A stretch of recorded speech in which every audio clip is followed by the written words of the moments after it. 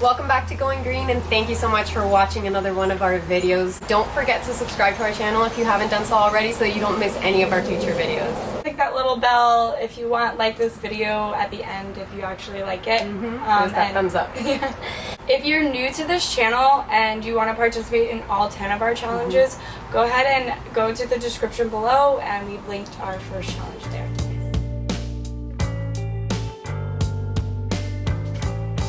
Today we're going to be giving you your 10th challenge. This is the last of our 10 challenges, our top 10. It is a very controversial topic, but it does make the most impact environmentally, and that's just a fact. Just to give you an idea, about 660 gallons of water are needed to produce one burger. Which leads us to your 10th eco challenge, reduce your animal product intake. So wherever you're at on the spectrum right now, just try to reduce it as much as you can and take that next step. There are so many resources that go into this, and just what we get out of it, it doesn't make any sense why we're doing it this way. Yeah. About 60% of agricultural land is used for beef, but then we only get about 2% of our calories from this animal. No, it's very inefficient, and it's definitely not sustainable. About 1/3 of our land is used for feed, and then 1/4 of it is used for grazing, when we could use that food for us. And that's worldwide, guys. There are many starving people out there. There are, now they're adding antibiotics to these things, which are giving us health problems. 80% of the antibiotics that we produce goes to livestock. And it's not just about the resources that we're putting into this, it's also about the pollution and the destruction that we're causing, right? Animal agriculture actually accounts for more greenhouse gas emissions than all cars, trains, planes, and all other types of transportation. And studies have shown that by switching to a vegan diet, you actually produce 2.5 times less emissions than someone who eats meat. When it comes to destruction of wildlife, we've basically reduced the amount of species out there because we've turned that land into land for grazing and livestock. This also includes our fish and the sea. We've basically depleted our oceans of fish. It's not going to be able to recover, guys. The planet needs help. We've included a few Netflix documentaries below in the description, and so we encourage you to watch them. And they definitely have shifted my mind on this topic and have really, made me want to make more changes. Yeah, they're really interesting. They get into the health effects, the environmental effects, just all of the stuff that a lot of us don't know that we don't know. There are a lot of myths and theories regarding the health side of going plant-based, but eating this many animal products isn't good for the planet, and it's not good for our health. One of Tanya's friends is 100% plant-based, and we have a couple questions for him. Yes. So let's go see what he has to say. When did you become vegan? It was August 2017 when I watched What the Health just by chance. And I was so shaken by it that afterwards I watched Forks Over Knives, Cowspiracy, and finally Earthlings, obviously. And I immediately threw away cheese and the eggs and everything on our fridge. What motivated me was, the anger, the remorse of supporting these industries for almost 30 years. And also the potential benefits, to animal welfare, to health, and to the environment, obviously. Was it easier than you thought it would be? To be honest, it was much easier. I was so shaken and driven by what I've seen that I couldn't look back.